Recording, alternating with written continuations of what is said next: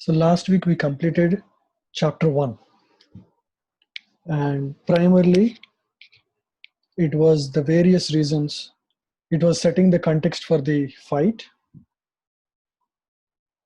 All the Kauravas and Pandavas have assembled in the battlefield of Kurukshetra, and Duryodhana started encouraging his side of people. Primarily, he reached out to his teacher Dronacharya and he spoke to uh, his grandfather Bhishma. After that, the conches have blown by both parties. After that, Arjuna wanted Krishna to take the chariot to just before his grandfather as well as teacher, Dronacharya. And after seeing all the relatives and family members arrayed in the war, Arjuna, many thoughts overwhelmed him, and he expressed several reasons why he thinks war is not the right thing at this time. Arjuna is a very soft-hearted, compassionate, and a logical person. He knows Shastras. He is very well cultured and intelligent.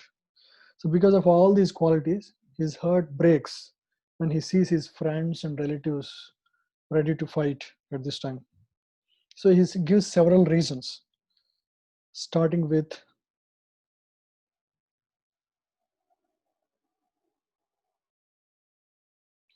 his compassion. Arjuna has very deep compassion for his loved ones, for all those who is about to kill. He doesn't want to kill his brothers, uncles, grandfather, who all loved him very much. So his first reason for not fighting was compassion. The second reason was loss of enjoyment. If all these relatives get killed in the fight, who am I to enjoy with? Generally, whenever we get something, suppose we buy a new home, new car, we want to share the joy with our relatives. Now, if all these people who are all my relatives, if they're all going to die, who is there to be there to enjoy with me after the war is won? If my relatives, I don't want this kingdom to be won at the cost of my own, the blood of my own brothers, relatives, grandfathers, etc. So loss of enjoyment is the second reason. Thirdly, he thinks about the future, because all the men, the warriors are going to die in this battle. Who is going to remain? The only people that will remain, uh, basically, the women will be unprotected. And so unscrupulous men will take advantage of the situation and try to destroy the culture, and the progeny will be bad. And then he also thinks that killing one's own relatives is very sinful. So he has to go through a lot of sinful reactions by this action.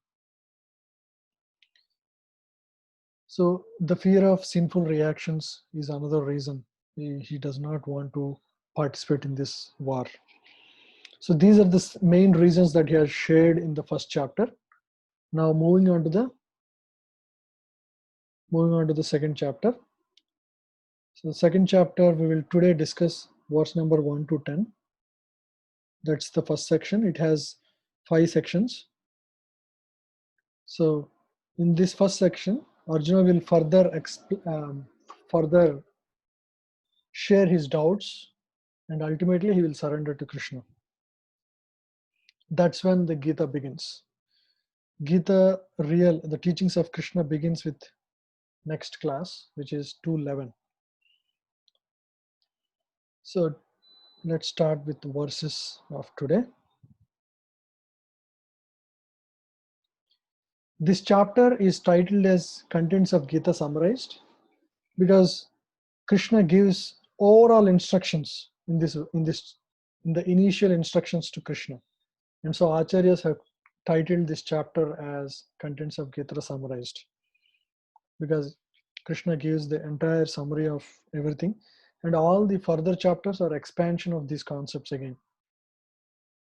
as so it's like giving the summary, like the abstract of the research paper. Once that is available, students have a lot of questions, and so Arjuna would ask a lot of questions, and that's when all the other chapters will try to expand on the concepts further. So the first verse goes, Sanjay Uvacha Tam Tata Kripayavistam Asrupurna Kulekshanam Vishidantam Idam Vakyam Uvacha Madhusudhana. Sanjaya said, seeing Arjuna full of compassion, his mind depressed, his eyes full of tears, Madhusudana, Krishna, spoke the following words.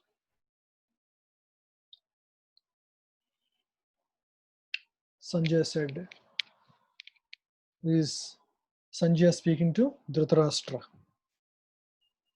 Seeing Arjuna full of compassion, his mind depressed, his eyes full of tears, Madhusudana, Krishna spoke the following words. So interesting the way Sanjaya put to use the word Madhusudana. Madhusudana literally means Krishna, who is the killer of demon Madhu. Just like demon Madhu was killed by Krishna, Sanjay is saying Arjuna's doubts about participating in this war will be killed by Madhusudana Krishna.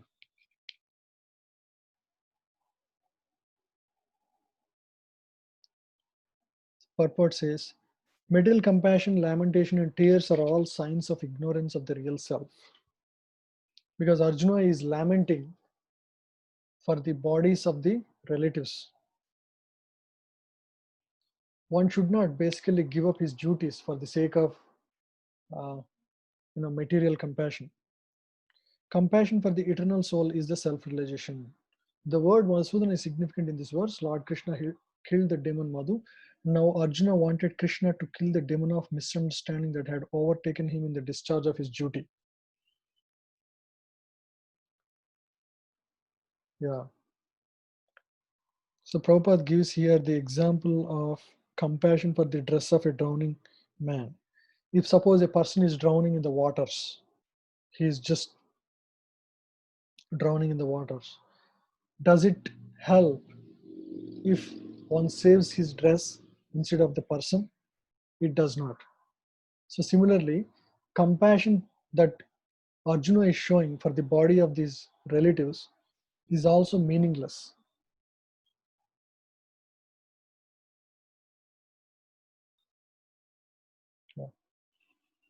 Text 2. Sri Bhagavan Vacha Kutastva Kasmalam Idam Vishame Samupastitam Anarya Justam Aswargyam Akirtikaram Arjuna. Very famous verse. So now this is the first set of words spoken by Lord Krishna. Interestingly, Vyasadeva, when he writes the words of Krishna, he uses the word Sri Bhagavan Uvacha. He didn't use Sri Krishna Uvacha or say Madhusudana Uvacha or some other words. Look at the scriptures. Scriptures very specifically use certain words whenever they express. When Lord Shiva says Shiva Uvacha, Narada Uvacha, or when in Bhagavatam gopis speak. So when that happens, the words go like this: Gopya Uvacha. So anytime if a personality speaks, their name is mentioned, like just like Sanjay Uvacha or Arjuna Uvacha. But when Krishna speaks, he uses the word Bhagavan. Bhagavan because Krishna is Swayam Bhagavan. He is the supreme personality of Godhead. He is not like one of us. He is not another human being. He is the Supreme Lord. Bhagavan means, Bhaga means opulences, six opulences. Van means the possessor. The one who possesses the six opulences, which are riches, fame, power, name all these great attributes, which renunciation. So all these are great attributes. A person who has them in full is called Bhagavan. For example, if suppose, and he's also the most beautiful. Can anybody can claim that they are beautiful forever? Nobody can claim, right? Maybe say Aishwarya Rai, we call her very beautiful, but how long? For a short period, maybe 20 years, 15 years. After that, the body changes and they are never beautiful. But Krishna is Navayavanamcha. He is always like a 16-year-old boy, whether he is 90 years or 120 years. Forever, he is eternally youthful. The most beautiful form that ever existed. So that is Krishna. And who can claim that they are the richest? Nobody can claim.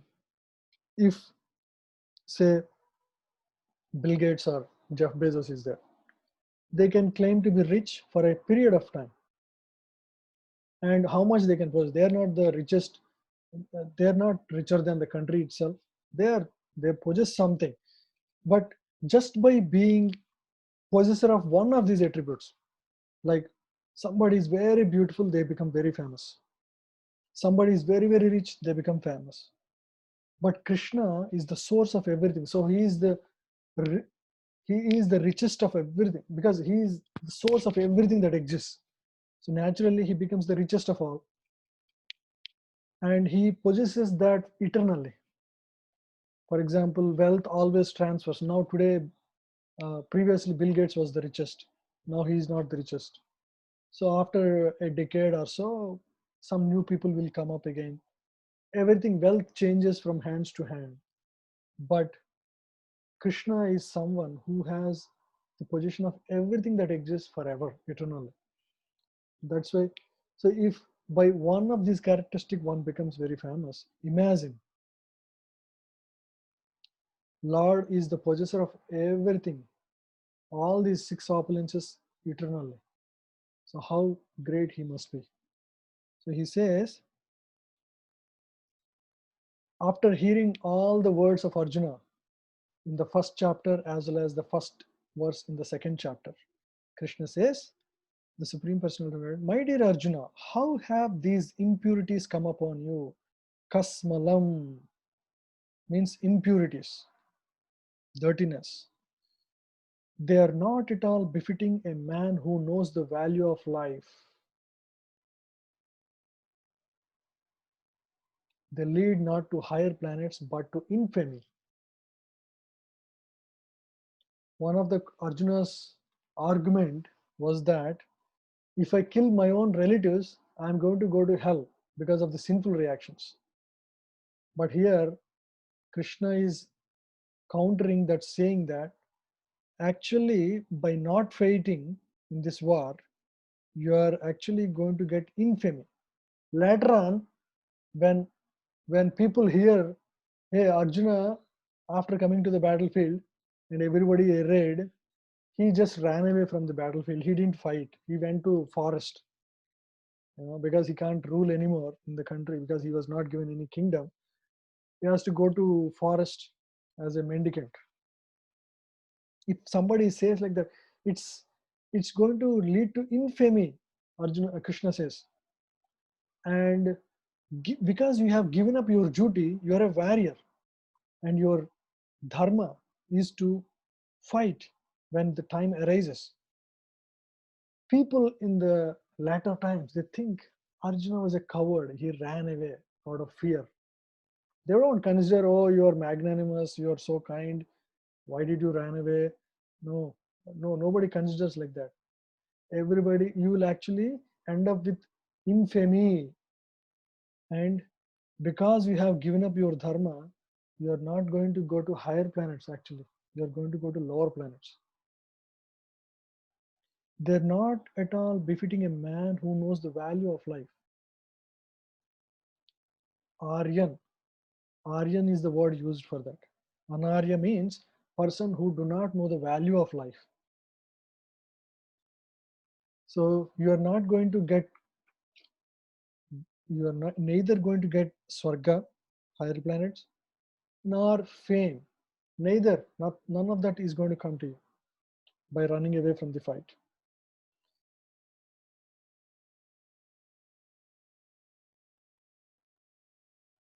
Yeah.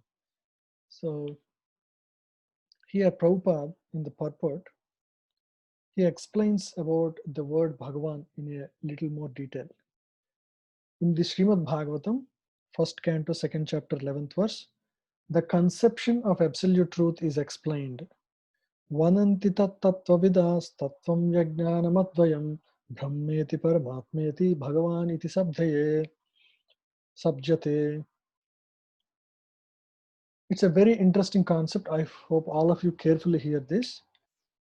The absolute truth is realized in three phases of understanding by the knower of the absolute truth, and all of them are identical. Such phases of absolute truth are expressed as Brahman, Paramatma, and Bhagavan. When we understand about the absolute truth or God, God is also known as absolute truth. There are various paths for realizing God,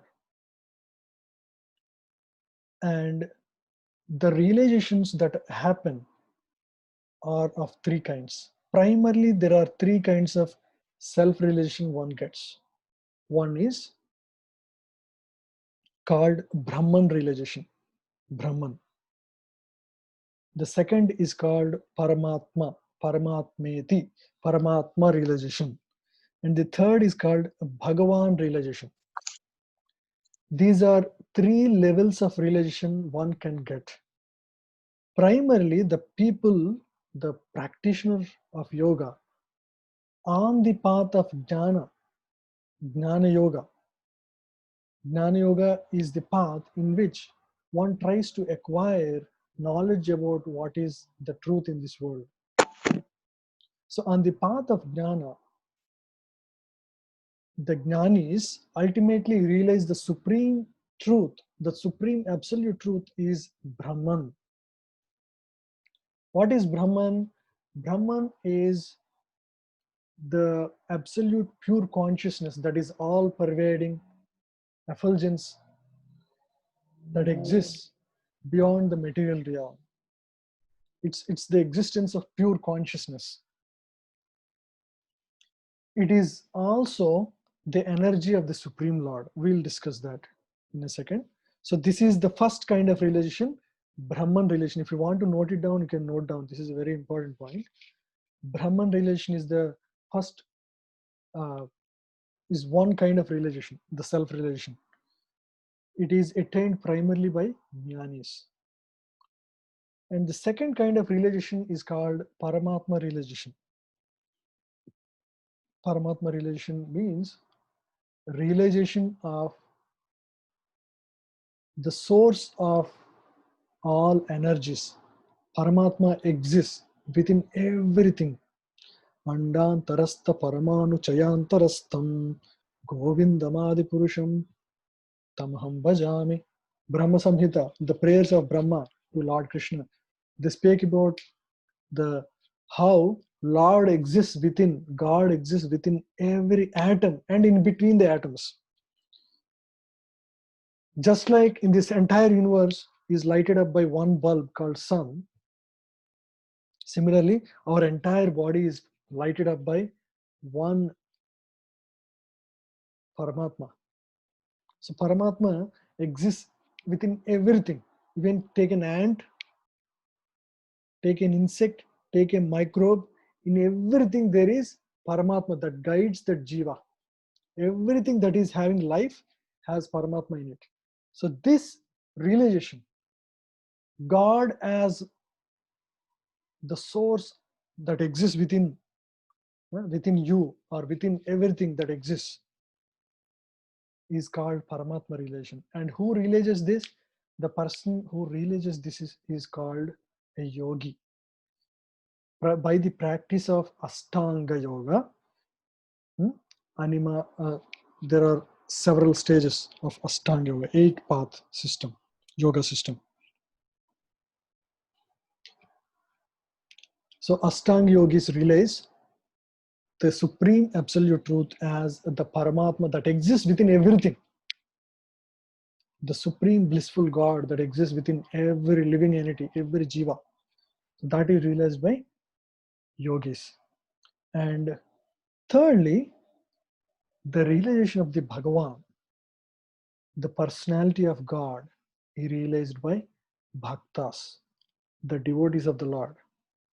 They realize God as the supreme Bhagavan, the absolute truth. These are three levels of realization. They're not per se, they are not three categories of relation that are completely distinct from each other. They are three levels of realization. What do I mean by that? For example, suppose there is sun. There is sun, right? We all know that there is sun, and the sun emits light and heat. The sun, when you want to describe sun, you can also describe sun as the all expanding light and heat energy. You can just describe sun god or sun as the all expanding sunlight. You can give that as an explanation for sun. That is similar to, that is akin to Brahman realization. God is there, but you are only realizing the energy of the Lord. That is called Brahman realization. This is the first kind of realization. Jnanis get this realization. And then after Brahman realization, the second realization is called Paramatma realization.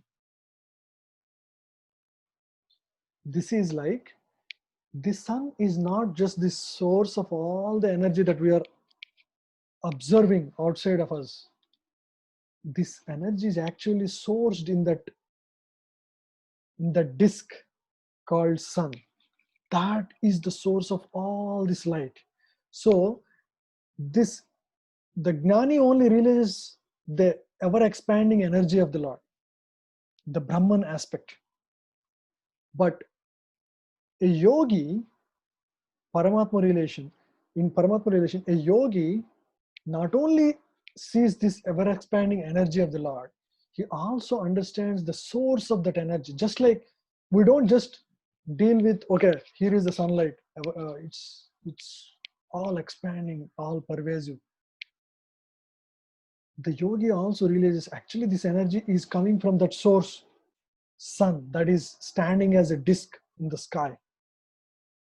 So he understands where is the source of this ever expanding blissful Brahmajyoti. He understands ultimately in his relation, he sees Paramatma in the form of thumb. Paramatma is of the size of the thumb of the living entity. So he actually sees the form of Lord within the heart. Paramatma relation. Those who undergo Ashtanga Yoga and ultimately practice Ashtanga Yoga and achieve the perfection, they actually experience Paramatma within the heart. They can converse with the Lord within the heart. They're in full blissful state by the experience of Paramatma within the heart. So this is the second realization. Now the third realization is Bhagavan realization, which is understanding actually this Paramatma that existed within the heart is actually, it's like going to the sun planet directly. And within the sun planet, actually there is a personality called Vivaswan who is the in charge of sun planet. So everything is full of life. We may not realize how, to our bodily existence, the kind of body we have, we cannot live on sun, but there are living entities in the sun planet. It's very difficult to conceive for us. Even scientists have experimentally proved that living entities exist within fire also. Within the fire also, at the temperatures of fire, very hot temperatures, even living entities exist because their body is made to live in that kind of atmosphere. Similarly, There is an in charge for some planet. His name is Vivaswan. So he exists within the planet. So Bhagavan relation is like realizing that, hey, it's not just a disk, there is a personality within that, and understanding and approaching that personality. That is the level of relation of Bhagavan. So this is realized by bhaktas. Another simple example for you. Hmm?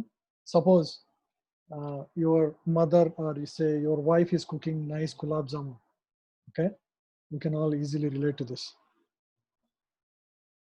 She is cooking in the kitchen. She put some ilachi, sugar syrup. Everything is soaked in very well. And once the cooking is done, she kept it on the dining table. You are in the side room, working on your laptop. Suddenly, aroma of the gulab jam comes to your nose. Immediately, you can feel that, oh, nice gulab jam is already ready now, right? You can all, you can just imagine that, right? You can just by the smell of the gulab jamun sweet, you have kind of experienced gulab jamun. Right? You haven't really tasted it, but you kind of okay, there is a gulab jamun. You are very clear about that. And then that is like Brahman realization. Means there is the sweet, you are able to experience the existence of that sweet. Now your mother carries that in a cup. She puts two of those gulab jamuns, puts a spoon and brings it before you. Now you can see the form of the gulab jamun. Now you are sure very close to experiencing it, right? So that is like seeing the form, just like seeing the sun globe, or seeing the Paramatma within the heart. Now your experience is much more better. It's not just the smell. Now you're able to visualize that. So it's your experience is much better, much more clear. Now the third relation is, now you take the spoon, cut a piece of the gulab jamun and put it in your mouth and taste it. This is the final experience. This is like the Bhagavan realization, meaning the ultimate relation where you actually relate to Bhagavan in a very loving relationship as your father or your brother or your husband. We can all relate to God in a very loving relationship. So that is the real experience that all of us have potential to experience. So that is the highest realization. You see the difference in the three levels of realization. That's why Bhagavan is called Satchidananda, Satchidananda Rupa. Sat Chit Ananda. There are three things in that. Sat means the eternal aspect. God is eternal and you are eternal. You don't have, your body has death, but you don't have death. You exist eternally.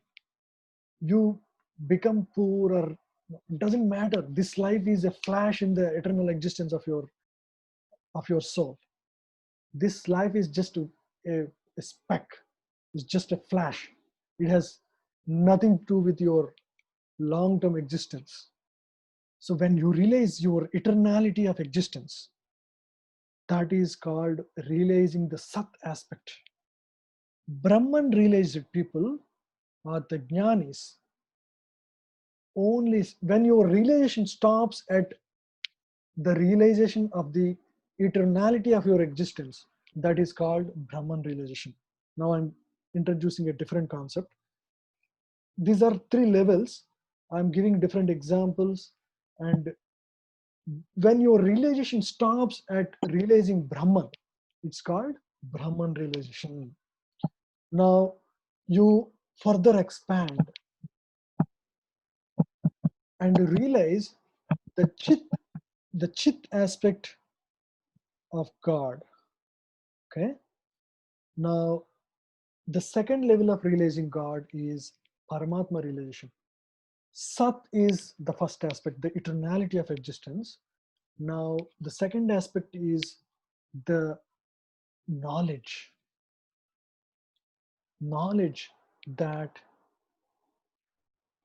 the all knowing personality of God, the source of all this, actually this eternal, this all this existence actually comes from God. When you understand, and that God exists as Paramatma within the heart of every living entity, and He is the best friend, Suhridam Sarva Bhutanam.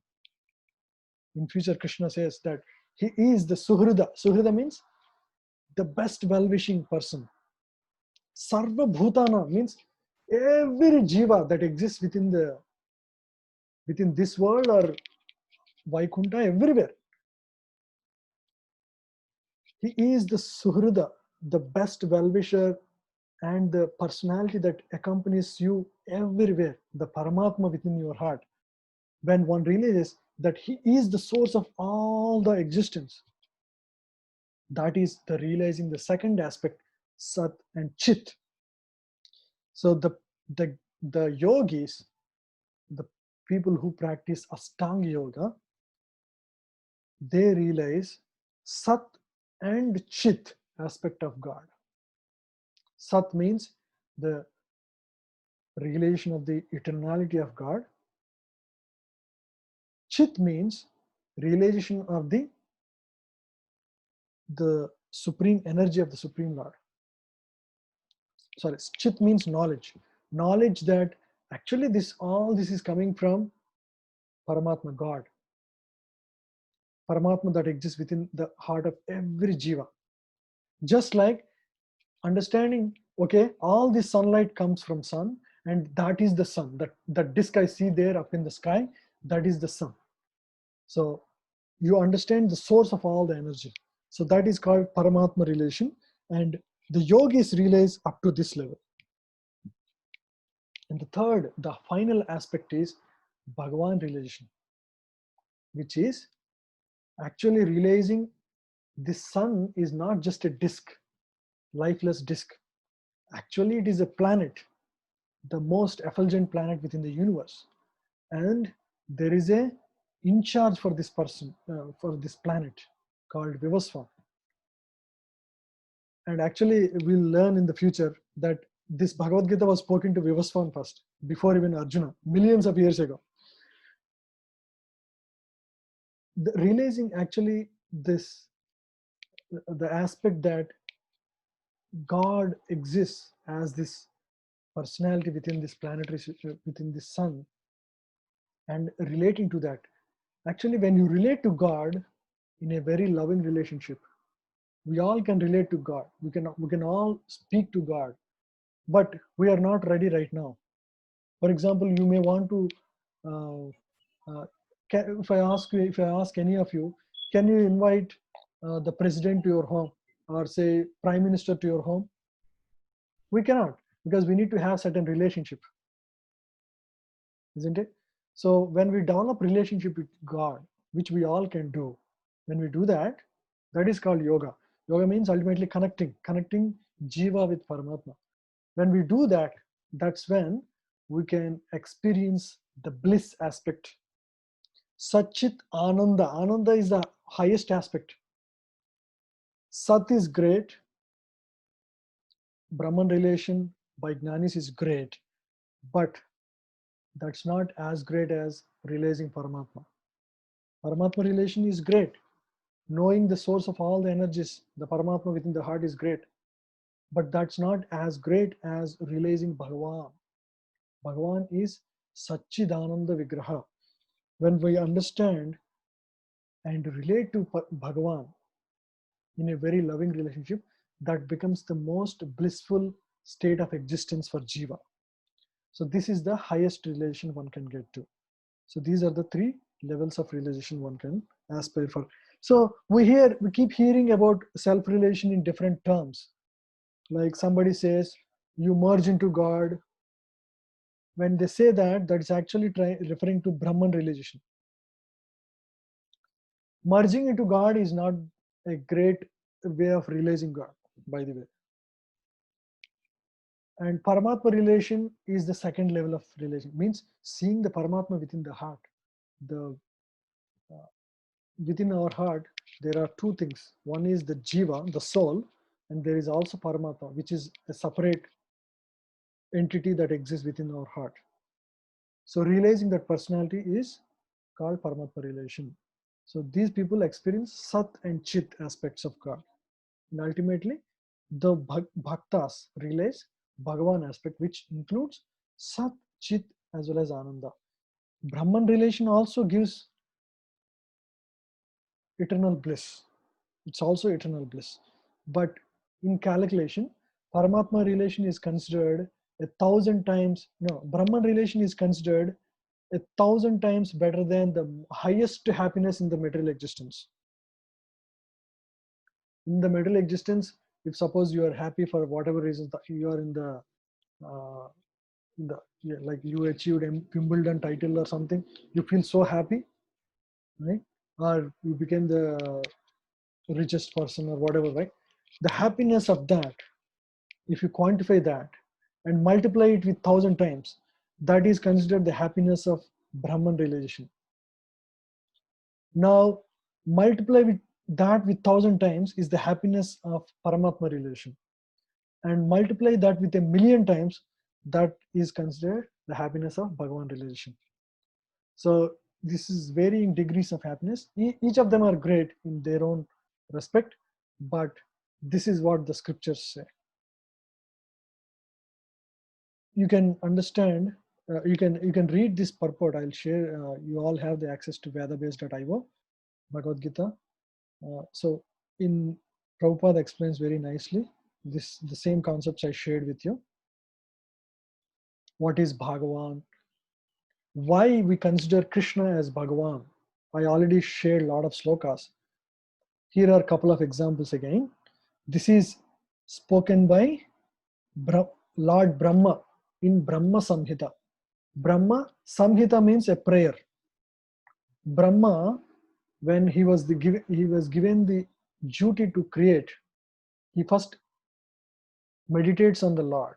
When he does meditation, after achieving perfection through meditation, he speaks these words, very beautiful words. Ishvara Parama Krishna Sachidananda Vigraha Anadir Adir Govinda Sarva Karana Karanam. There are multiple verses like that. They go Chintamani Prakarasatma Sukalpa Vriksha. Like that, I don't want to speak further, but there are beautiful verses that go on in the that are uttered from the mouth of Lord Brahma himself. So let's understand the meaning of this. There are many personalities possessing the qualities of Bhagavan, but Krishna is the supreme because none can excel him. He is the supreme person and his body is eternal, full of knowledge and bliss. Satchidananda Vigraha. We were just discussing the Sat Chit Ananda aspects. He is the primal Lord Govinda and the cause of all causes. Sarva Karana Karanam means there is no cause for him. In this world, you are the cause of your children, you can say, and your father is the cause of you. If you go back, for you will hit a wall where there is no cause for anything. So that cause is the cause of all causes, the supreme cause, to which there is no other cause. That cause is Krishna or Govinda. That's what the scriptures say, Brahma Samhita 5.1. In the Bhagavatam also, another beautiful verse comes. In this it says, Ete chamsa kalapumsha Krishnastu Bhagavan Swayam Indrarivyakulam Lokam Mridayanti Yuge Yuge. This is after describing several incarnations of God. Narsingha Avatar, Vaman Avatar, Parshuram Avatar, Lord Ramachandra Avatar, all these avatars were described. Kurma, Matsya, all the incarnations were described after that. After that, this one final verse is spoken about Lord Krishna. Ete chamsa kala pumsa. All the lists of incarnations of Godhead submitted herewith means that were described before, which are not in this particular verse, but they are described in the verses before, like Matsya, Kurma, Rama, Narsinga, are either plenary expansions or parts of the plenary expansions of the Supreme Godhead. But Krishna is the Supreme Personality of Godhead Himself. So every incarnation is either Kala, Amsa, or Kala. Amsa means an expansion of the original Krishna, or Kala means expansion of the expansion. So Lord comes to the material universe for whenever there is a need to protect the religious dharma and to annihilate the miscreants. He comes time and again, but he does not come in his full form as the Bhagavan. So he comes in his various incarnations. For example, he came as Lord Rama. He came as Lord Narsinga to protect his devotee Prahlad. Like that, he comes in various incarnations. But see, you can say an example to understand here is, suppose there was a nice banquet arranged by the Prime Minister of India to all the cabinet and the President of America. Okay, all of them attend, the biggest Taj hotel in Delhi, and our Prime Minister is introducing all this cabinet ministry as well as president to his own cabinet ministry. So at that time he would say, all these are cabinet ministers, but President Trump, no, Trump is the president. You see the word but. Whenever the word but comes, it is a category differentiator. Similarly, the word here that comes to differentiate the category is tu. Krishna's tu Bhagavan Swayam. All the lists of incarnations of Godhead submitted herewith are either plenary expansions or parts of the plenary expansions of the Supreme Godhead. But Krishna is the Supreme Personality of Godhead Himself. You see the way the words are used here? So this explains about the position of Krishna as per the scriptures. This is not my word, or this is literally the words of scripture. Therefore, Krishna is the original Supreme Personality of Godhead, the absolute truth, the source of both super soul. Super soul is the Paramatma relation that I was talking about before. Brahmeti, Paramatmeti, Bhagavan. Three things I said. All of these are actually coming from Krishna himself, or the Supreme Absolute Truth himself. The Absolute Truth, the source of both the super soul and the impersonal Brahman. So some jnanis only aspire for impersonal Brahman. Yogis aspire for the super soul, and bhaktas aspire for the absolute truth, which is the personality of Godhead. Yeah. So Arjuna, this is the first words of Krishna shattering his so-called friend Arjuna. He's shattering the ideas of Arjuna without any consideration, I would say. It does not befit a man who knows the value of life. Wow, what a shattering word is that. Now let's go to the next verse.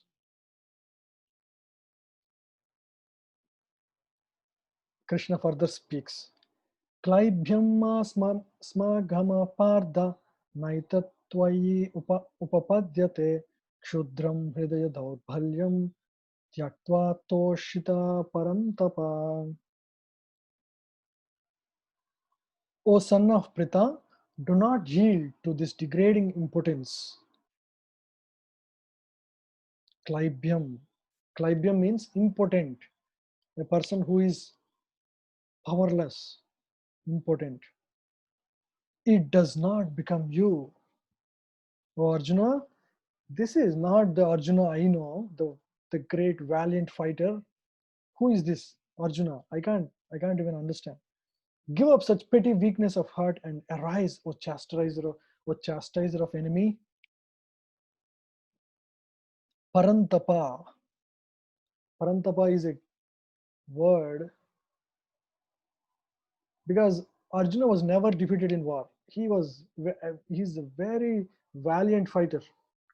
Anytime he faces enemies, he comes out as victorious. Whether it is fighters of this planet, or it is Lord Shiva, he defeated Lord Shiva, or even the demigods, Chitrangada. Yeah, he defeated Chitrangada demigod, who was very pleased, and he gives Chitraratha. Sorry, Chitraratha. He defeats the demigod Chitraratha, and the demigod blesses him with a quiver, golden quiver, to use that in the fighting against Kauravas. So do not yield to this degrading importance. This is not befitting you, Arjuna. This is not a great Kshatriya spirit. Give up such petty weakness of heart and arise, O chastiser of enemy. Krishna is addressing Arjuna as son of Pritha. Pritha refers to his mother, Kunti, who happened to be sister of Krishna's father, Vasudeva. So they come in a very valiant Kshatriya dynasty. Therefore, Arjuna's had a blood relationship with Krishna. If the son of a Kshatriya declines to fight, he is a Kshatriya in name only. A Kshatriya should never decline to fight. That is the spirit of Kshatriya. If a person challenges a Kshatriya, he should be ready to give up his life and take part in the fight. If the son of a Brahmana acts impiously, he is a Brahmana in name only. A Brahmana is supposed to act very piously. A Kshatriya should never give up fighting. This is the way of dharma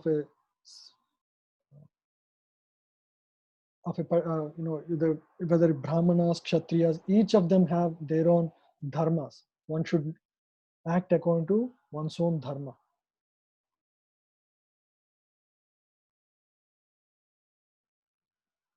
Therefore, Krishna said such an attitude in Arjuna did not fit his personality. Arjuna might argue that he would give up the battle on the grounds of his magnanimous attitude for the most respectful Bhishma and his relatives, but Krishna considered that sort of magnanimity mere weakness of heart.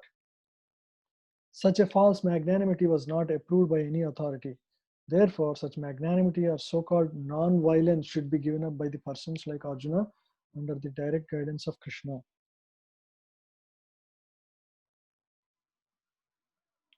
Arjuna Uvacha. Now, Arjuna is not going to immediately listen to Krishna. Arjuna counters Krishna's argument in this way. Katam Bhishmam aham sankhye dronam cha madhusudana ishubhi pratiyostyami ujhararisudana.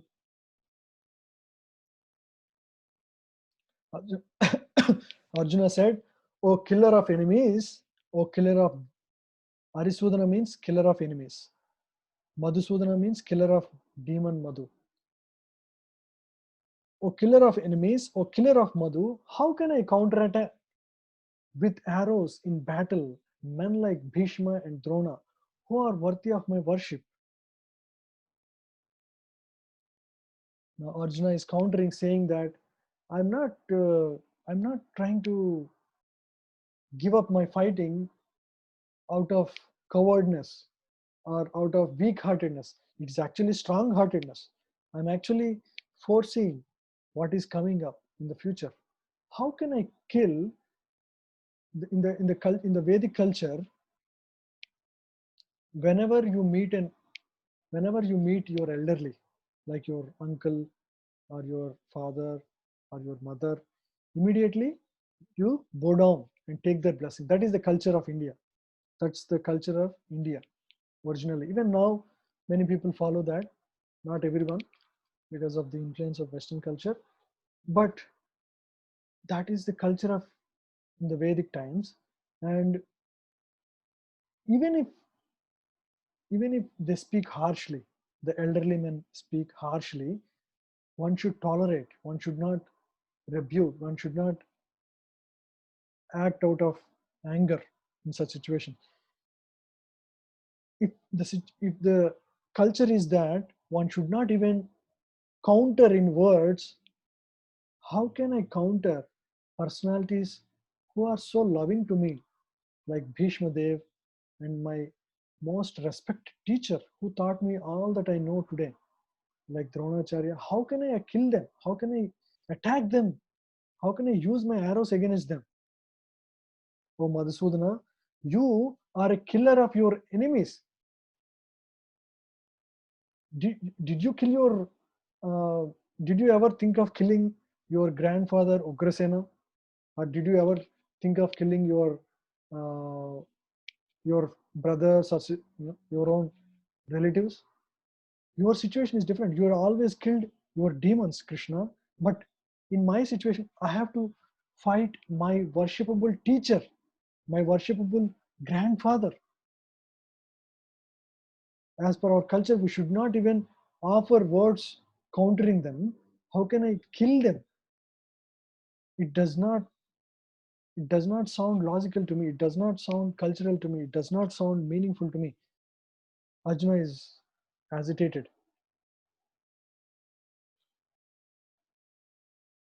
Yeah.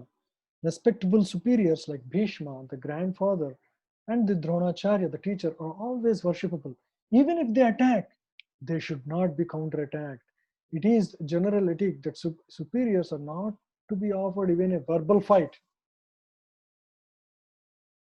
Even if they are sometimes harsh in behavior, they should not be harshly treated.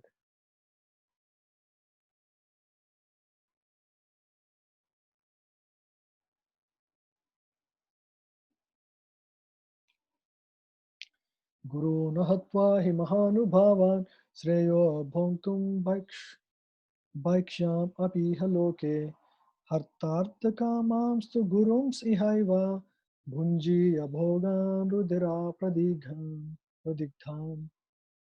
It would be better to live in this world by begging than to live at the cost of the lives of great souls who are my worshipable teachers. Even though desiring worldly gain, they are superiors. If they are killed, everything we enjoy will be tainted with blood. Arjuna would continue to expand his argument again in the same line of thought that he started in the first chapter. Because Arjuna is a Kshatriya, ideally he should rule the country or at least a village under the overall rulership of Duryodhana. If they are offered a small village also, they are fine. But Duryodhana would not even want to offer a small piece of land to them, not even a street. You can imagine. So now the war was inevitable, but Arjuna at this point was thinking, maybe I should just leave this jungle. Sorry, I should just leave this war and just because I'm not able to rule in this country, I would rather go to a jungle and just live like a mendicant, like a beggar. If you cannot rule as a kshatriya, the only opportunity is like you can go and beg. That's it. So he's thinking, maybe if I just go out of this fight and beg in the forest and you know leave these souls without killing them, these great souls without killing them, at least if I win, for example, in the war, what are the possible results? Either they win or Duryodhana party wins. If suppose if Arjuna wins, he may win the kingdom, but he was thinking, by killing all these great souls, I will have so many sinful reactions that I may have to perpetually suffer forever after this life. So what is the point of killing them? And if suppose yeah, so there is no real value in killing, and even though desiring worldly gain, they are superiors. If they are killed, everything we enjoy will be tainted with blood. Meaning, if if tomorrow, if I gain the kingdom, but at the cost of all my grandfather, father, and every one of these, what is, all this is tainted with the blood of them. I don't want such an experience. I don't want to. It's it's not really something that I'm looking for. Arjuna argues. But actually, if you understand why Bhishma and Dronacharya were fighting on the side of Kauravas, because for their entire life they were subsisted, or they were economically supported by the king of the Kuru dynasty. Because of their subsistence on the dynasty, they were obliged to take the side of Duryodhana. Hmm? Bhishma and Drona were obliged to take the side of Duryodhana because of his financial assistance, although they should not have accepted such a position simply on financial considerations. Under the circumstances, they have lost the respectability of teachers. But Arjuna thinks that nevertheless they remain his superiors, and therefore to enjoy material profits after killing them would mean to enjoy spoils tainted with blood. Very considerate.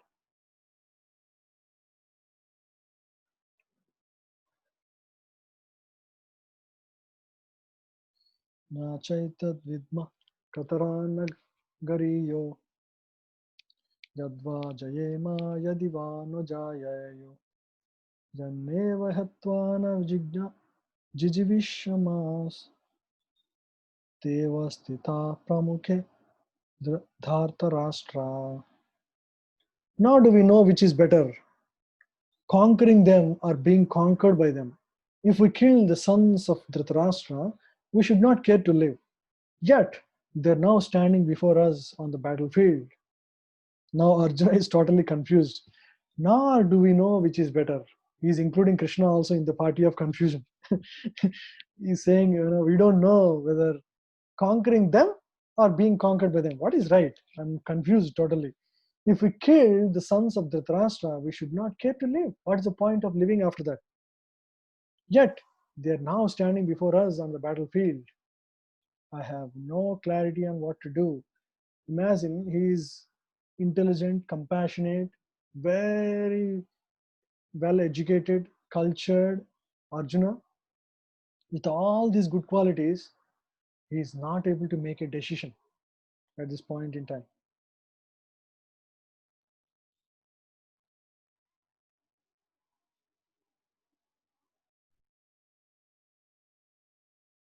Is a very famous verse. This is the turning point for Gita. Very carefully listen to it. The purport is also very wonderful. 2.7 is the sloka of that turns the entire context of Gita. Karpanya dosho pahata swabhava ichchami tvam dharma samudhacheta yachreyashan nishchitam bruhi tanme sisyasteham sadhimam tvam prapannam. Now I am confused about my duty and have lost all composure because of my miserly weakness. He understood his situation fully.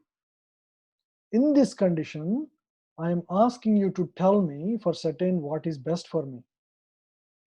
Now I am your disciple and a soul surrendered unto you. Please instruct me. Arjuna understood his situation, that he is not able to make up his mind on what is right, what is wrong. And he lost composure.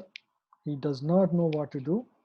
In this condition, I am asking you to Krishna to tell me for certain what is best for me.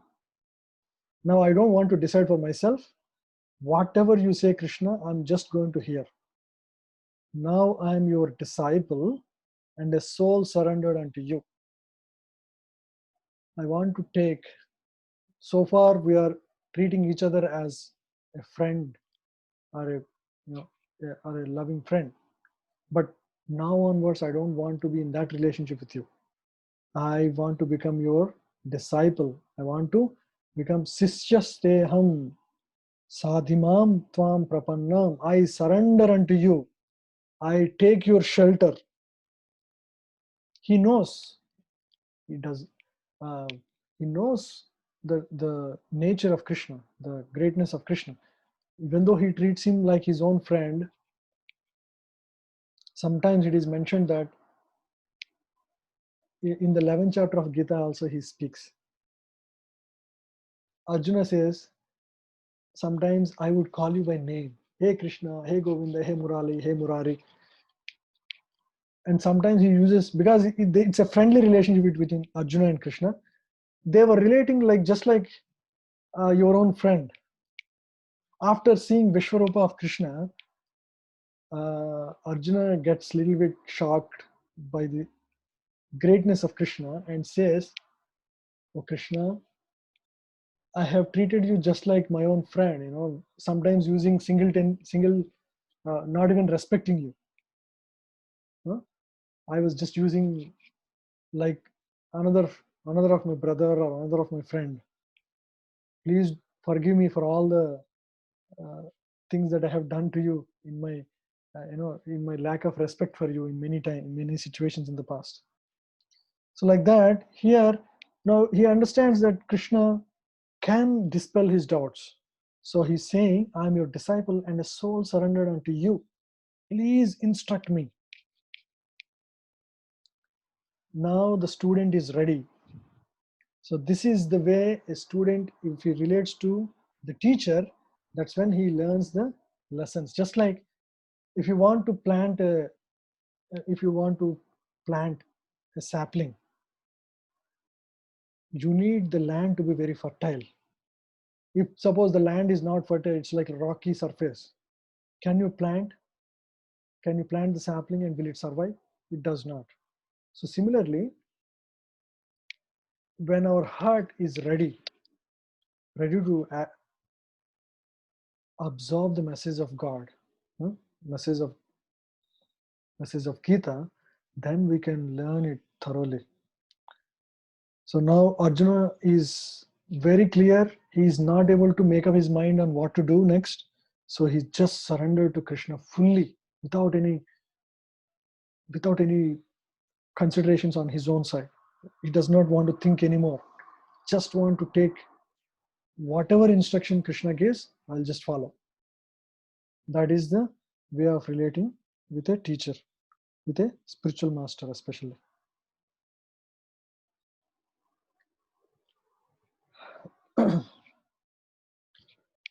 And this is not just Arjuna's situation. This is with every one of us.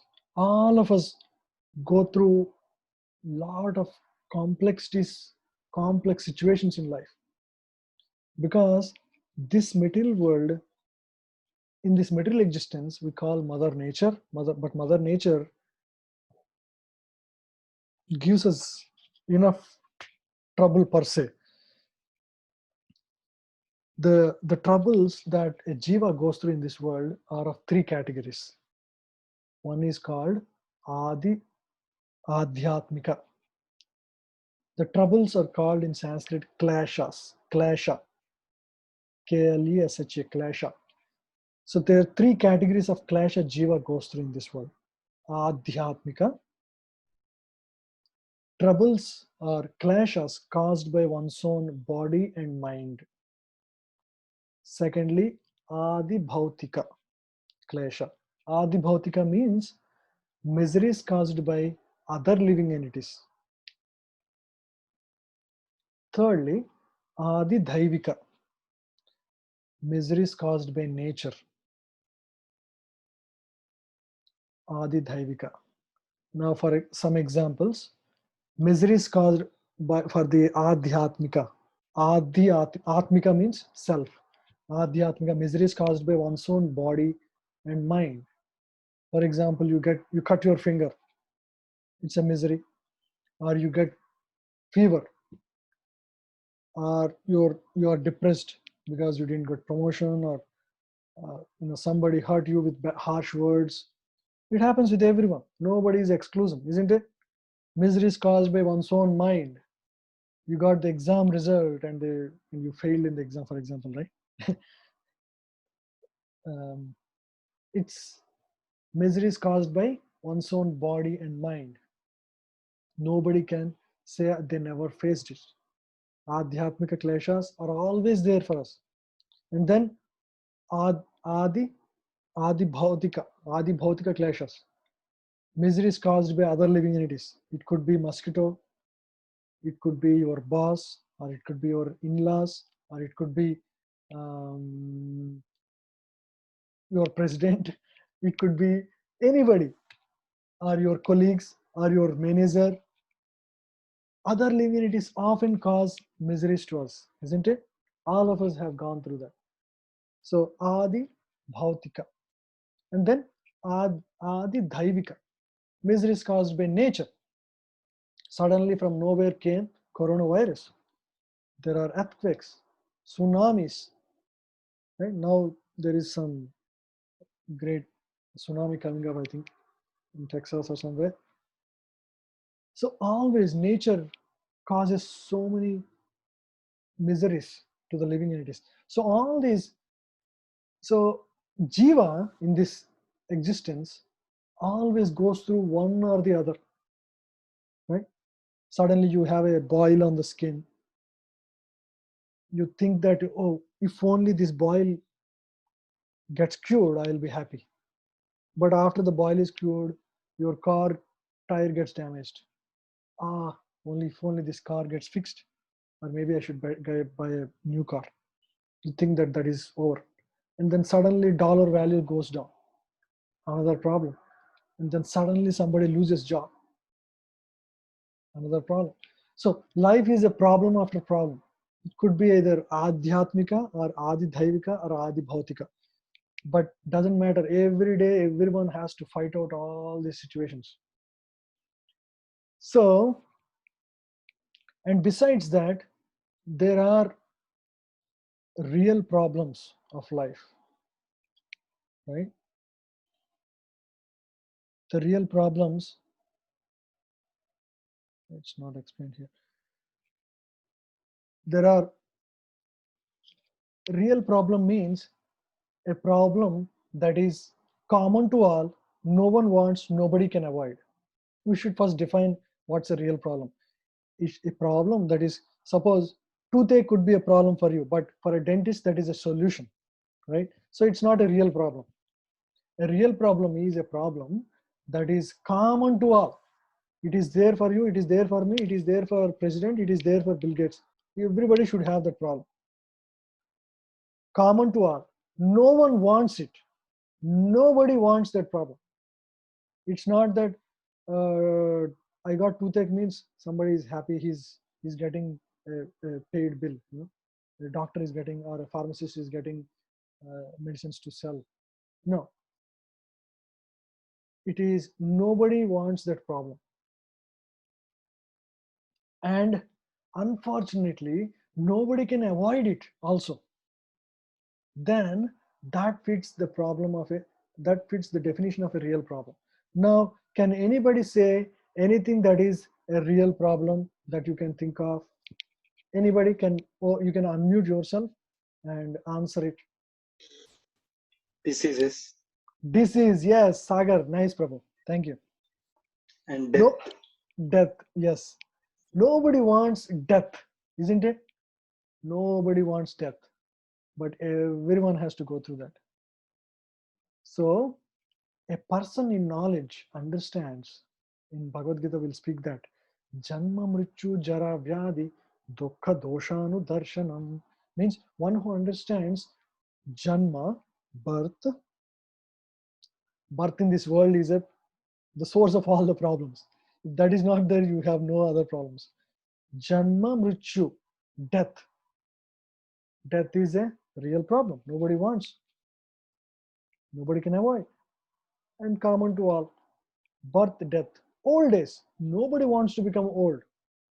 Old age, only old age people can tell how difficult life can become, isn't it?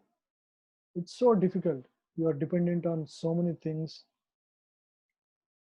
Old age and disease. Nobody wants to be diseased, isn't it? So these are called real problems. Janma, Mrityu, Jara. Jara means old age. Vyadi means disease. Janma, Mrityu, Jara, Vyadi. These are the four problems of life. Real problems. An intelligent person wants to solve these problems. How are you getting paid? Why are you getting paid? You are getting paid because you are solving some problem in this world.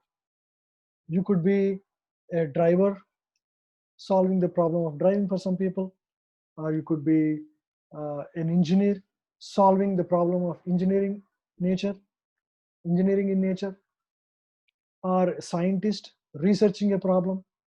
Everybody gets paid in this world for solving some problem. But one who understands the real problems of life, Janma, Mrityu, Jara, Vyadi, and solves those problems, those are considered the real, they are called the real people actually. They are called the real humans. They are called Brahman, Brahmanas. Brahmana means one who understands the real purpose of life and solves the real problems of life. Of course, for your living, you still have to, you have a body, so you have to maintain your body. It means you have to still solve the problems of this world, engineering or research or something. You have to solve for your living. You should continue doing that. But at the same time, you should also understand that there is a higher order problems that are going to take your life away soon. So you need to solve the real problems. Janma, Mrityu, Jara, Vyadi. Otherwise, you are going to circle back to this material world again and again and again. Punarapi Jananam, Punarapi Maranam, Punarapi Jarane, Jatare Shainam. So in this world, you keep on rotating in this world. So you have to solve the real problems of life. So just like Arjuna was very confused about his duty and surrenders to Krishna and asking his instruction, similarly, all of us in this world, by nature's own way, the complete system of material activities is a source of perplexity for everyone, all of us. Nobody is excluded. Now, pandemic, see the situation, right? Everybody is afraid, fearful. In every step, there is perplexity, and therefore it behooves one to approach a bona fide spiritual master who can give one proper guidance for executing the purpose of life. All Vedic literature advise us to approach a bona fide spiritual master to get free from the perplexities of life, which happen without our desire. They are like forest fire that somehow blazes without being set by anyone. Look at any forest fire in California or anywhere else. Nobody knows where it started, but it just burns the entire miles and miles of forest. Similarly, the world situation is such that perplexities of life automatically appear without our wanting such confusion. We don't want any problems, but problems come time and again. Nothing stops. Problems keep on coming in upon us, and suddenly you land up in a big troubles. You never know. Suddenly your in-laws trouble you, or suddenly your house is on fire, or you lost all your money in share market. Could be anything. No one wants fire, and yet it takes place, and we become perplexed. Nobody looks forward for them, but it just happens. You lose your job, and suddenly you are, a happy man with family, to suddenly in full of anxiety, isn't it? It keeps on happening. The Vedic wisdom therefore advises that in order to solve the perplexities of life and to understand the science of solution, one must approach a spiritual master who is in the disciplic succession. A person with a bona fide spiritual master is supposed to know everything. One should not, therefore, remain in material perplexities, but should approach a spiritual master. This is the purport of this verse. So, when in confusion, what did Arjuna do? He surrendered to Krishna and accepted him as his guru and accepted himself as his disciple and opened up his mind to be instructed by Krishna. This is the way to solve the problems of this life also. The four real problems I talked. If you want to solve those problems, we also have to surrender to the wisdom of Gita and a spiritual master.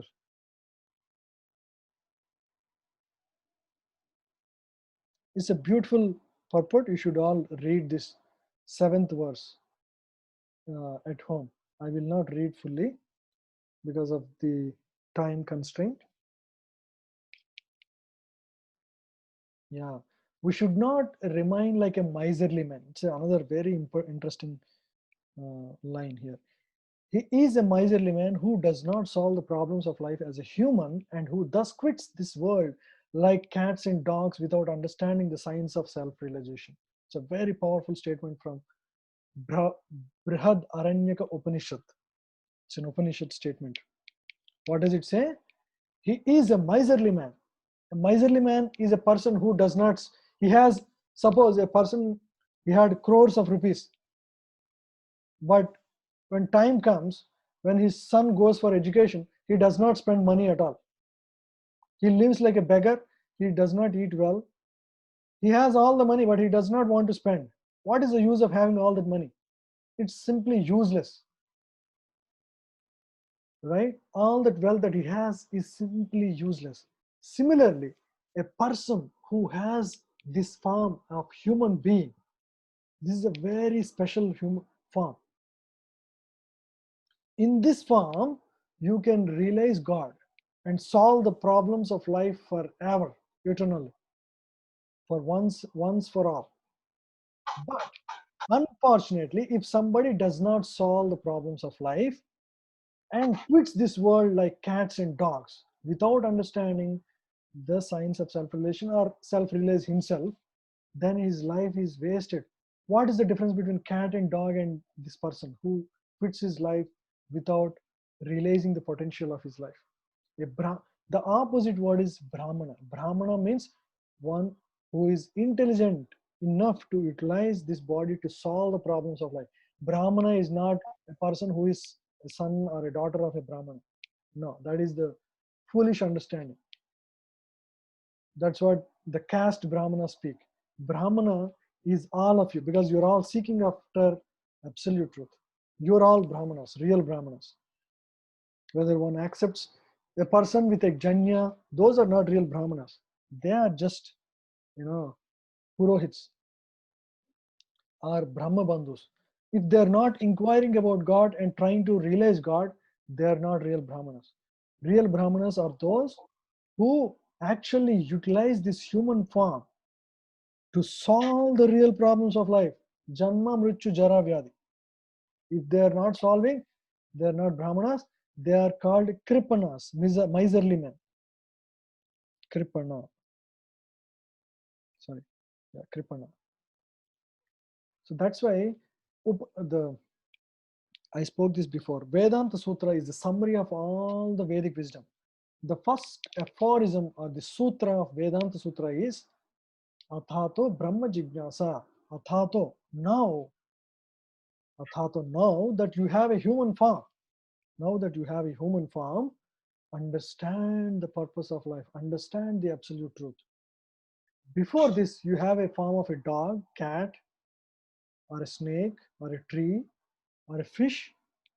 You do not have the ability to understand the purpose of existence, and you could not have realized yourself. Now that you have human form, now therefore inquire into absolute truth. Athato Brahma Jignasa. Athato, now therefore Brahma Jignasa, inquire into absolute truth. So that's how it goes. So now all of us have human form. So we should utilize this human form to realize the absolute truth and solve the problems of life for once for all.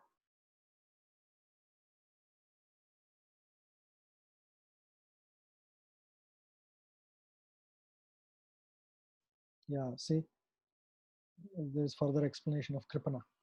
I'll not read that for, just want to quickly complete this.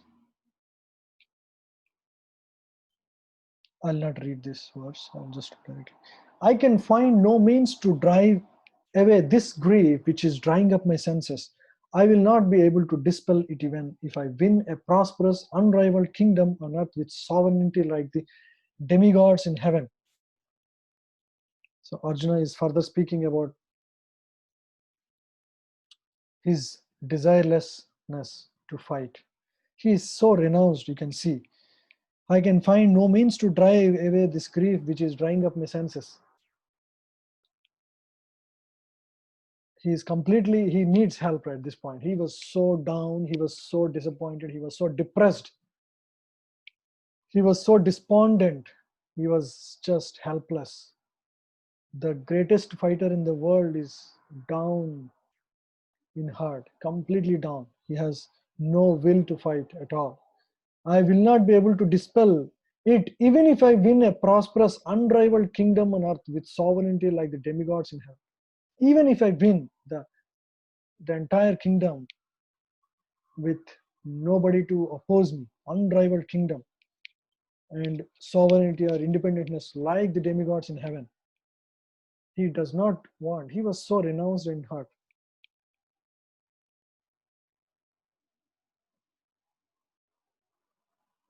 Although Arjuna was putting forward so many arguments based on knowledge of principles of religion and moral codes, it appears that he was unable to solve his real problems without the help of spiritual master, Lord Krishna.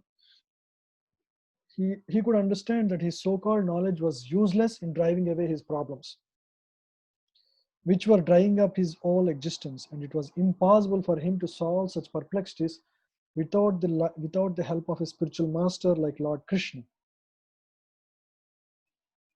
Academic knowledge, scholarship, his high position are all useless in solving the problems of life. You may be highly scholarly, you may be the richest person, doesn't matter. All of that is useless. Help can be given only by the spiritual master like Krishna. Therefore, the conclusion is that a spiritual master who is 100% Krishna conscious is the bona fide spiritual master, for he can solve the problems of life.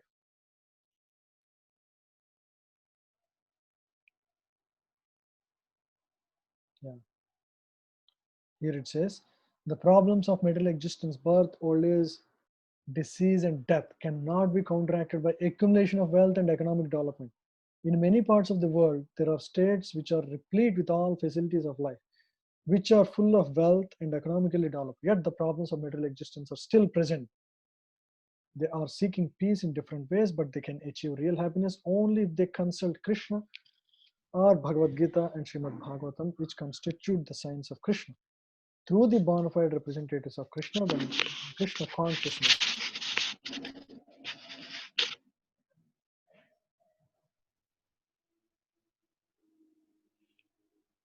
Yeah.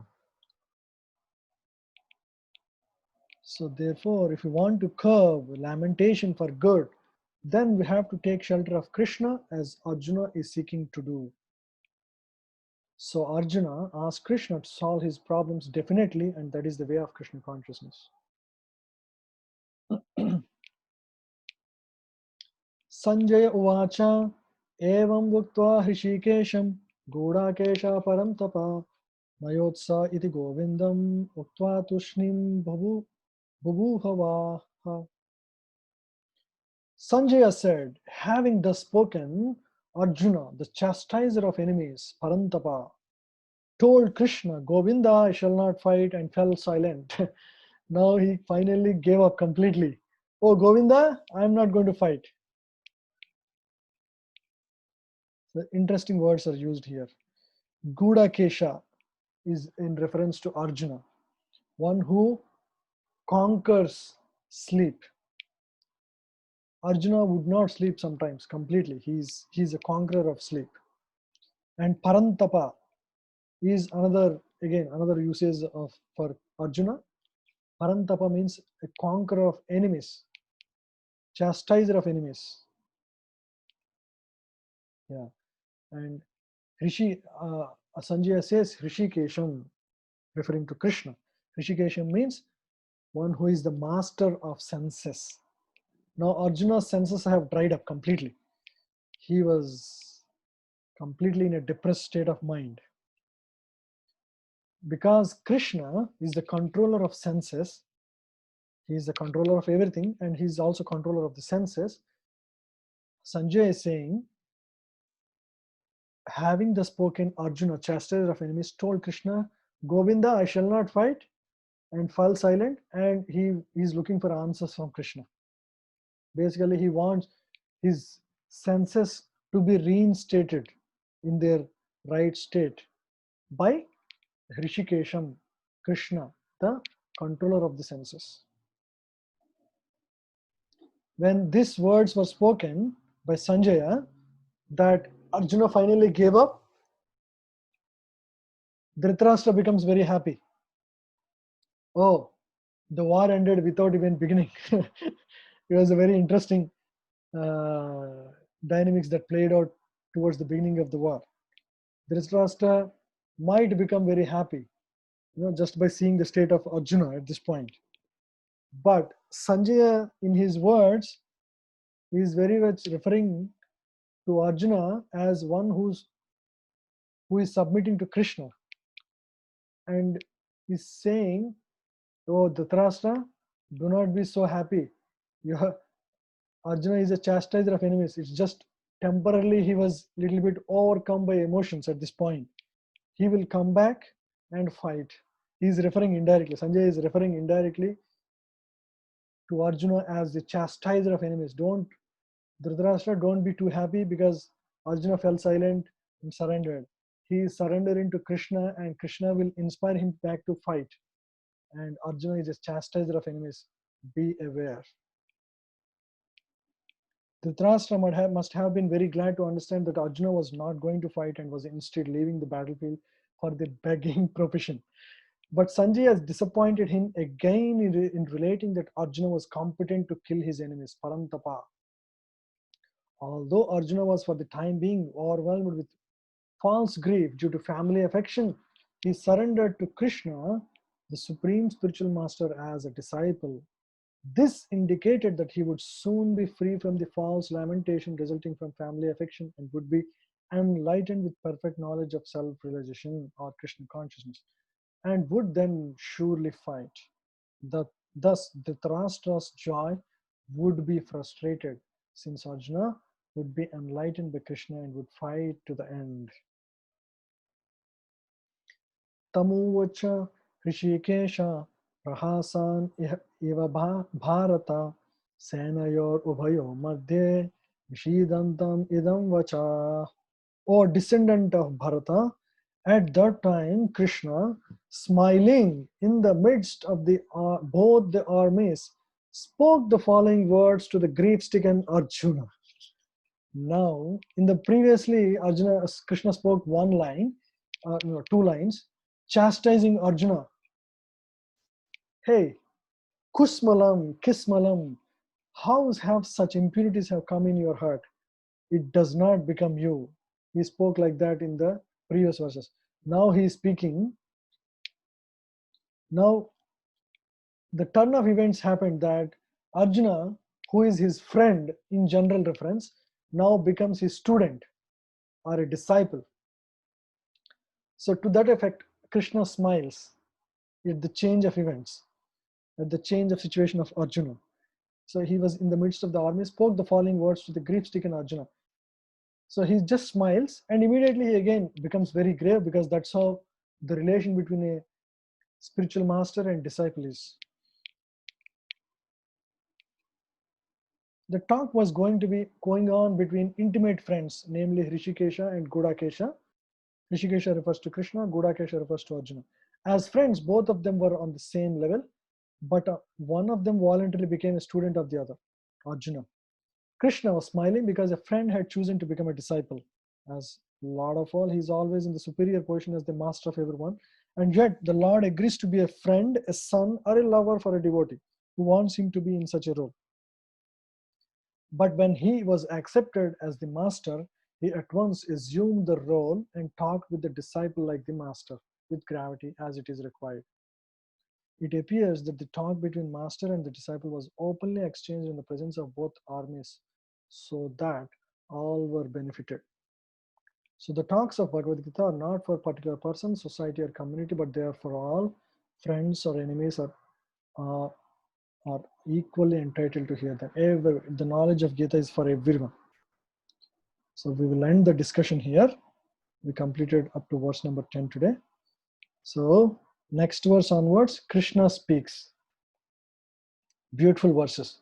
Krishna speaks, the Gnana section. We will start hearing philosophy in full mode next week onwards. So if you have any questions, we can have some time discuss those. Couple of questions if you have any of you. You can write it down, or you can ask me right now. You can unmute yourself and ask.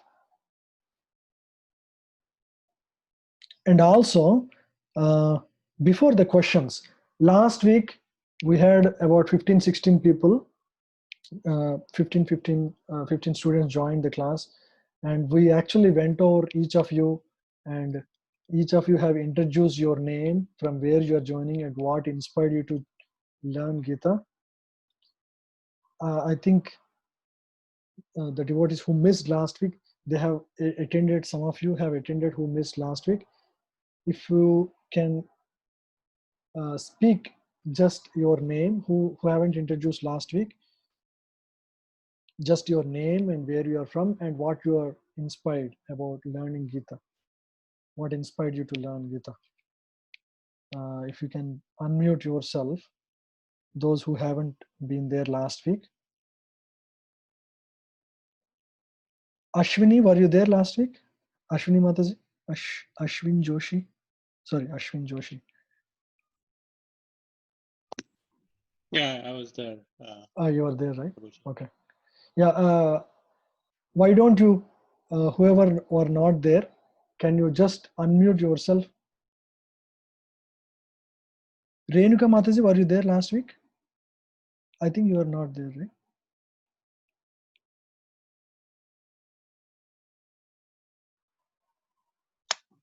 Hare Krishna Prabhu. I was not there. Yeah.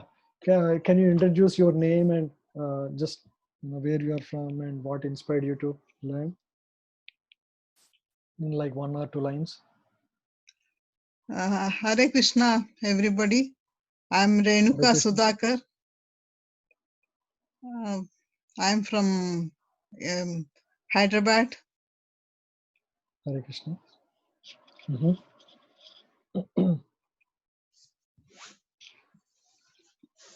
What inspired you, Mataji? Renuka Mataji? That should be the aim of anybody, aim and goal of anybody to. Perfect. Yes. Yes. The knowledge of Gita Yes. should be the aim of life. Yes. Thank you, Mataji. Yes. And you are here to learn and practice the wisdom of Gita. Thank you, Prabhu. Thank you all. Yeah. Anybody else who wasn't there? You can unmute yourself. Yeah. Please. I can go next, Prabhuji. This is Dinesh Sharma. I'm from Seattle. Yes, Dinesh Prabhu. Yes. And I guess my primary motivation to join this class was I've tried reading Gita a few times myself, and I've reached at different levels of completion, but I could not either through my own laziness or lack of motivation was not able to complete it. So this time I was hoping I could take it through the end. Okay. Yeah, that's true. Even I started learning Gita as a college student by my own interest. But without a systematic study with a teacher, it's very difficult to keep the rhythm and flow. That motivation will not stay for long. Now you can all go back and read these 10 verses. They make much more sense, isn't it? So yeah, it's a very good way that you have picked up ultimately and started learning in a systematic way. I know you are also interacting actively in the chat sometimes. Yeah, so thank you, Dinesh Prabhu. Thank you for joining, and yeah. Thank you. Yeah. Anybody else? Next. Yes, shall I be the next? Yes, Mataji. I'm Vishruti from Coimbatore. Like Hare Krishna. I would like to learn Bhagavad Gita and gain the knowledge. So I started this class. Yeah, thank you, Vishruti Mataji. Yeah, so as you mentioned, you want to learn and apply this knowledge. Ultimately, what makes us change is not just this acquiring knowledge, but applying this knowledge.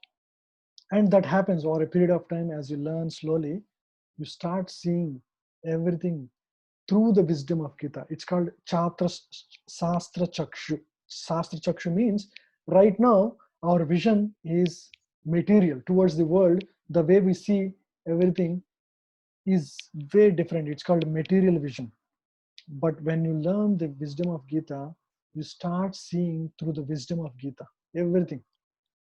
For example, you see a plant. Before this, you might just pluck it for just for no reason. But after you learn Gita, you understand actually there is life within, and wherever there is life, there is sacredness. So you start respecting life everywhere. So that is a transformation in the way you see things, isn't it?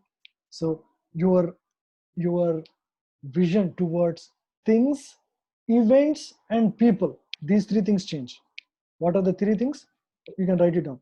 Things means things that happen to you, or objects.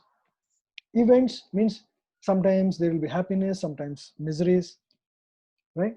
Situations keep on changing in life. Things, events, and people. You have a certain way of seeing people now, but that changes with the wisdom of Gita. So things, the vision towards things, events, and people changes. So that's the transformation. Thank you, Mataji. Yeah, I hope you continue with this. Thank you. Yeah, anybody else?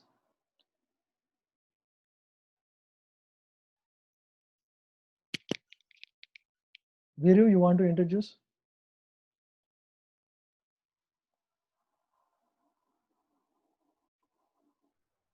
Viru?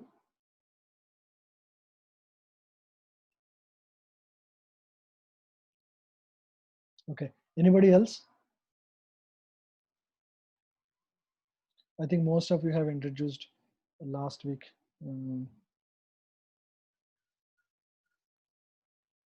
Yeah, any questions on the topic that we discussed?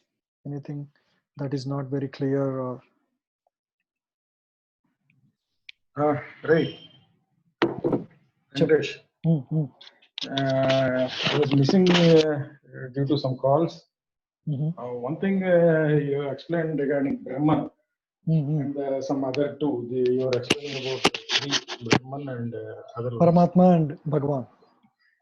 Paramatma, Bhagavan. These explanations are you giving from Gita or any other text? That is from Bhagavatam. Bhagavatam. Okay, okay. Yeah, so this is the verse. Vadanti tattvavidas tattvam yajnanamadvayam brahmeti paramatmeti bhagavan iti sabdaye. Learned transcendentalists who know the absolute truth call this non-dual substance Brahman, Brahmatma, or Bhagavan. So the three levels of realization of God. Okay. Anything else? Okay. Yeah. Yeah. So next week onwards, real philosophy, the juice will start. Yeah. So if anybody wants to join, they can still join this batch. We have about 20 people. We can take more. Actually, the group has about, I don't know, they're like random from all over the world. People have joined in 100 plus 120. But I think many of them are not able to join because of timing constraints, or there are people from, I see some people are from Australia, Europe, India, yeah, in US also, and from east to west, everywhere. I think some of them are listening online after the video gets posted, but we can still take some more students if anybody is interested, because we won't start another batch until another 1.5 years, or it may take some time until we complete this batch. So if anybody is interested, we can still take them for this batch. Or I have my friends who are also teachers who are teaching at a different time.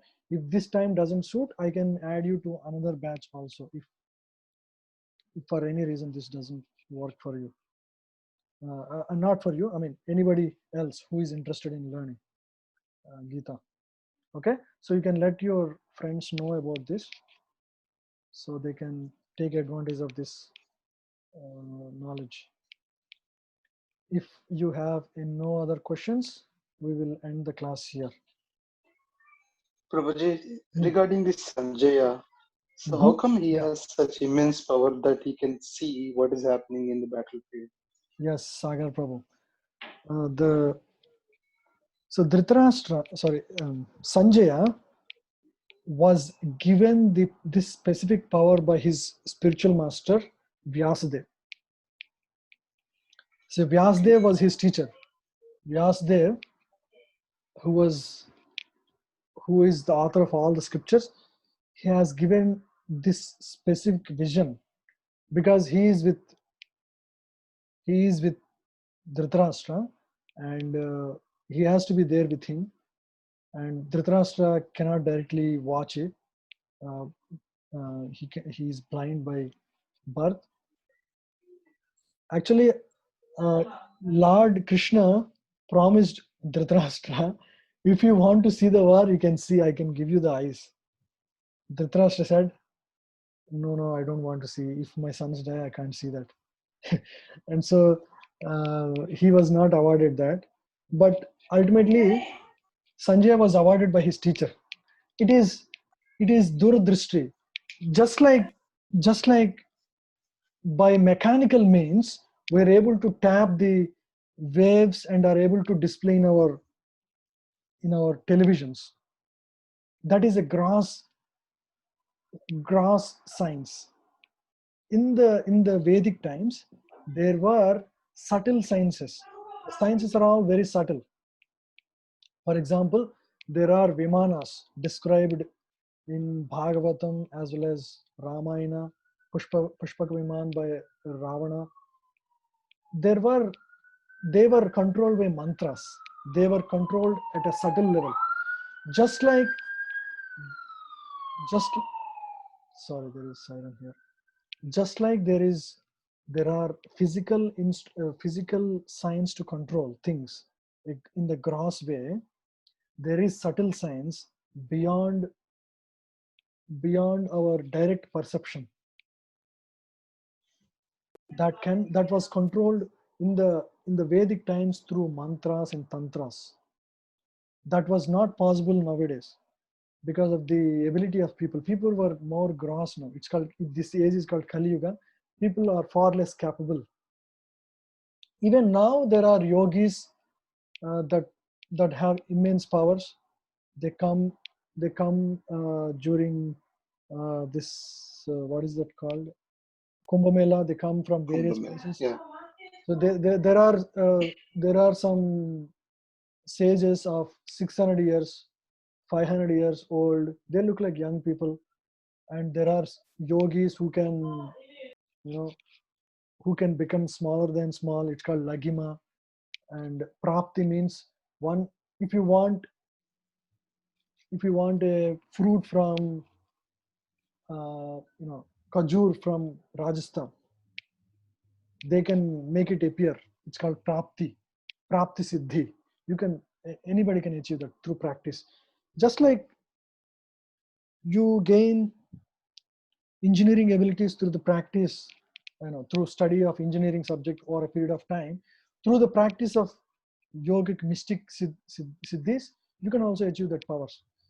They are called subtle powers. Just like people achieve gross powers through gross means, people also can achieve subtle powers through subtle means. And subtle powers are mostly a blessing. They're not achieved through one's own practice. It requires that you need to practice siddhi, but it is bestowed. It's not achieved. Like I can achieve a skill, but I cannot achieve a siddhi. Through your mystics practice, you can achieve that. But anyway, these are all distractions. These are not the real goal of yoga. The ultimate goal of yoga is to realize the self. These are like, in the middle world, somebody wants to get rich by any means, and some of these mystics, they actually practice these siddhis to achieve some mystic powers, to get into Guinness records or become, I have seen a person who walks on the water. It's a mystic siddhi, and for that he had to practice several years of tapas. what is the point of achieving that mystic siddhi? Is just fascinating people, that's it. Besides that, what is the real value of such a siddhi? He can just walk on water, that's it. And Prabhupada would say, what is so great about it? You can buy a boat and you can, for $500 and cross the river.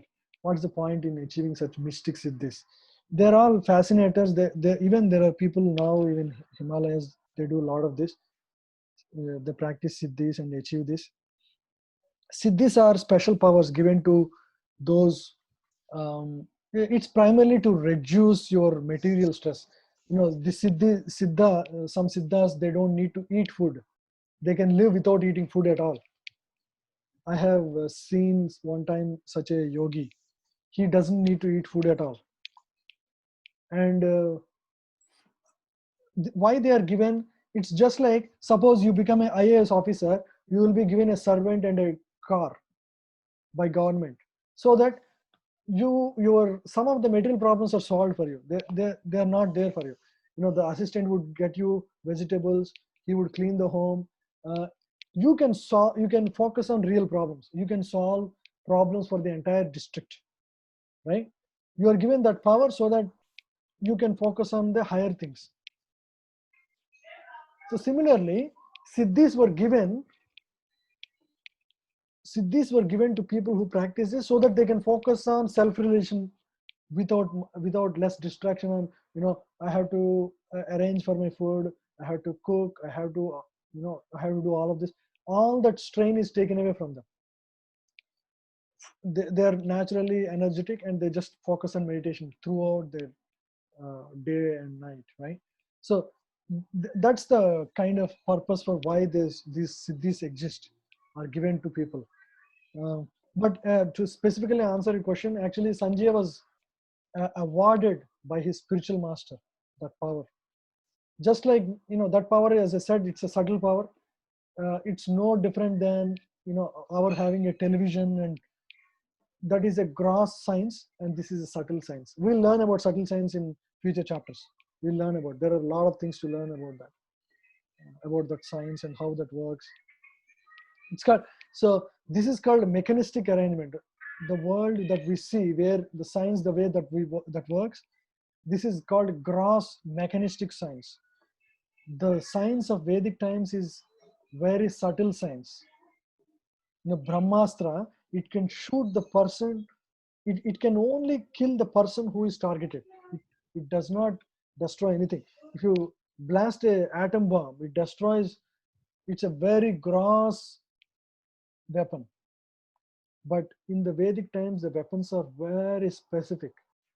So they're very subtle, very specific, like that. They work very differently. So people Thank you. current time, they don't have this kind of powers. Okay. Is he also the disciple of Krishna? No, Sanjay is is not. he realized all? Sanjay is uncle. No, Sanjay is just he's like a, what do you call, secretary for Dhritarashtra in his government. But he's a good disciple of Vyasadeva. Okay. So he was blessed. Okay. Guru. Thank you, Prabhu. I have a question from Srijit and Aranya Mataji. Hare Krishna, you have asked to remind me on the WhatsApp group so we can discuss this question further. What happens to the subtle body, mind, intelligence, and false ego when one dies? Also turning false ego to true ego, and what that means. Yes, okay, good. Thank you for reminding. Quickly, I'll talk about this. So we have multi-level existence. One is our true personality is the soul. Our second level of existence is the subtle body, which is mind, intelligence, and ego. Mind's function is to store and experience. Thinking, feeling, willing comes from mind. Thinking, feeling, willing. Feeling means, oh, I like it. No, I don't like it. All this comes from your experiences in the past. You ate gulab jamun in the past, so you know it tastes sweet, so you want to eat it, right? So how you feel whenever you see a gulab jamun, immediately you feel like eating it. How does that happen? It's because you have a past experience in your mind. So every experience in life is stored in your mind, and your future responses are based on your past experiences that were stored from the past experiences in the mind. It could be in this life, or in the past life, or it could be in the millionth past life. You never know. So mind is a repository of experiences and the provider of, platform for thinking, feeling, and willing. Okay, so that is the mind's functionality. It is a subtle, it is also material. Mind is not spiritual, mind is material, but it is a subtle existence. It's a subtle existence, subtle entity within yourself. And intelligence is the discriminatory power. Intelligence gives us the power to discriminate what is right and what is wrong, again based on the knowledge in the mind. Right, when you want to, suppose I gave you an ice cream, you would see it, your past experience stays, oh it's good, eat it. But you have a fever, or you have, say, sugar or whatever, right? You have a diabetes condition. So your intelligence kicks in and says, no, you should not eat it. And then you won't eat it. So that's called the discriminatory power. So that comes from your intelligence part of yourself. It's again material, not spiritual. Yeah, and then false ego. Ego is your identity. I say I am an engineer, or I'm a doctor, or I'm a father. The I-ness within us, that is the ego. The identity within identity that what do you call, identify with, that's the self. So that is the ego. But in this world, the ego is false ego. The reason is that we don't know who we are. So we think I'm a male, I'm a female, or I'm a husband, or I'm a wife, I'm an engineer, I'm an Indian. These are all temporary identities. And as long as we identify ourselves with these temporary things, we exist on the platform of false ego. So ego is a subtle material element within ourselves that gives us the identity. Okay, so these are the three things. And when a person dies, the physical, sorry, I said the spiritual existence, which is the soul, and the subtle existence, which is the mind, body, so mind, intelligence, and ego. And the third is the physical body, the gross body that we have. Yeah. So when we die, the gross body only gets destroyed. The gross body is changed. The subtle body and the soul will get the next body based on his karma. Based on his karma, karmana daivanetrena jantur upapatye. So one takes the form in the next life based on one's karma in the past.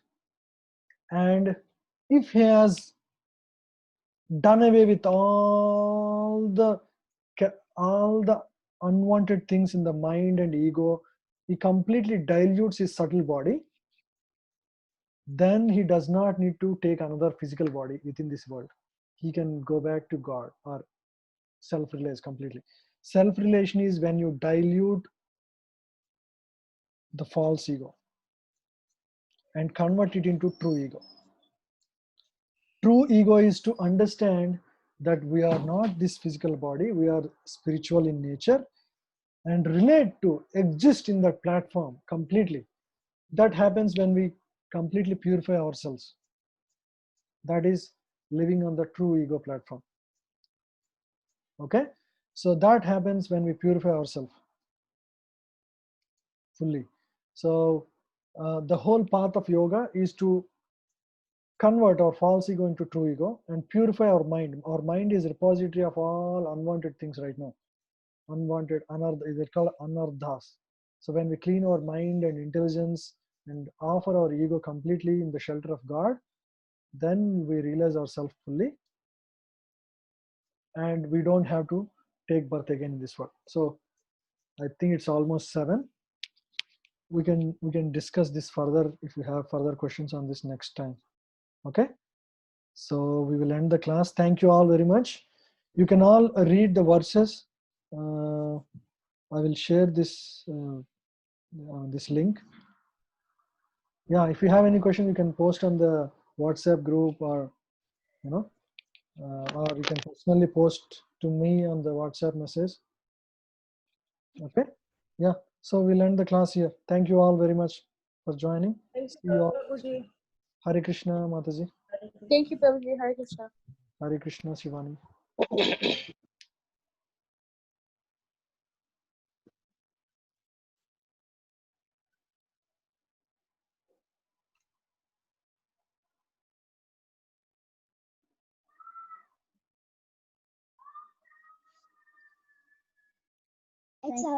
Thank you, Prabhuji. Hare Krishna. Hare Krishna, Mataji.